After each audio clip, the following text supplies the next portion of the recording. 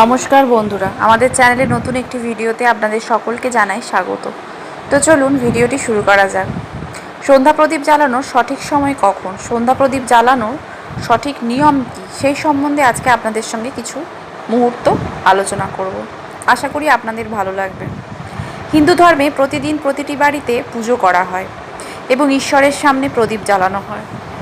শাস্ত্রমতে প্রদীপ প্রজ্বলিত না করলে কোনো পুজোই সম্পন্ন হয় না এবং স্বাভাবিকভাবেই পুজোর ফল পাওয়া যায় না। আবার বাস্তু অনুযায়ী বাড়িতে নিয়মিত প্রদীপ জ্বালালে পরিবারের সুখ সমৃদ্ধি বজায় থাকে। এর ফলে ধনদেবী লক্ষ্মী প্রসন্ন হন। মনে করা হয় এই প্রদীপ জ্বালালে সমস্ত ধরনের নেতিবাচক শক্তির প্রভাব সমাপ্ত হয়। বাড়ির প্রবেশদ্বারে প্রদীপ জ্বালালে রাহুর দুষ্প্রভাব দূর হয় এবং সন্ধেবেলা প্রবেশদ্বারে প্রদীপ জ্বালালে লক্ষ্মীর আগমন সুনিশ্চিত হয়। এর ফলে পরিবারে সুখ সমৃদ্ধি বজায় থাকে।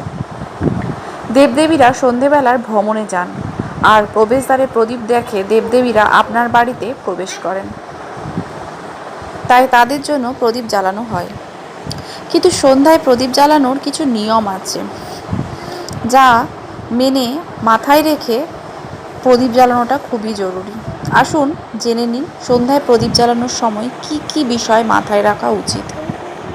প্রথমত, শাস্ত্রমতে সন্ধ্যায় যে কোনো তেল বা ঘি দিয়ে প্রদীপ জ্বালানো যায়। এর জন্য শুধু ঘি ব্যবহার করাই জরুরি নয়।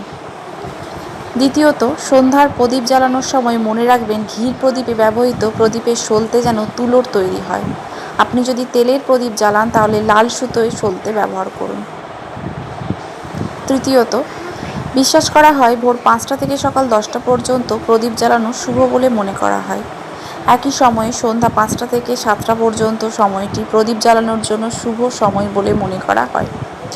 এছাড়াও আপনি সন্ধ্যে 5টা থেকে 7টার মধ্যে বাড়ির প্রধান প্রবেশদ্বারে প্রদীপ জ্বালান। এছাড়াও মনে রাখবেন যে বাড়ির মন্দির বা তুলসীর কাছে প্রদীপ জ্বালানোর সময় প্রদীপের শিখা কেবল পূর্ব বা উত্তর দিকেই রাখবেন।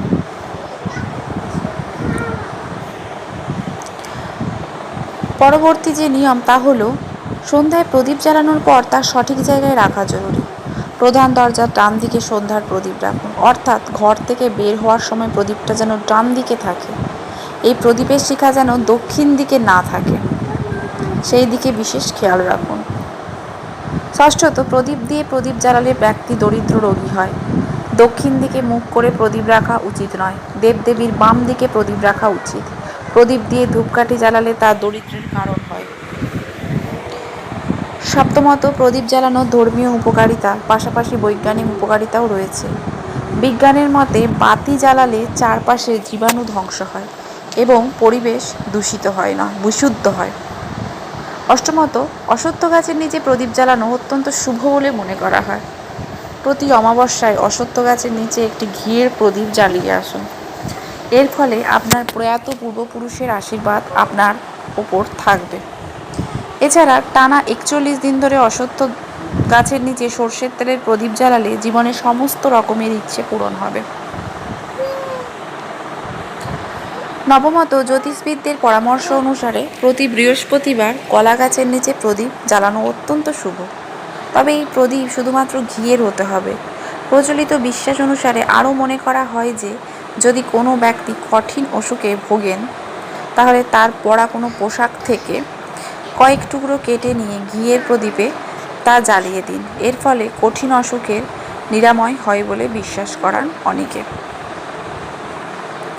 বাস্তুমতে পুজোর সময় দক্ষিণ দিকে প্রদীপ জ্বালানো উচিত নয়, কারণ একে যমরাজের দিক বলে মনে করা হয় আর উত্তর দিকে প্রদীপ জ্বালানো সবচেয়ে শুভ মনে করা হয়। প্রদীপের শিখা পূর্ব দিকে রাখাও শুভ। পশ্চিম দিকেও প্রদীপ জ্বালাতে পারেন, তবে যে কোনো পরিস্থিতিতে দক্ষিণ দিকে প্রদীপ জ্বালানো এড়িয়ে চলুন।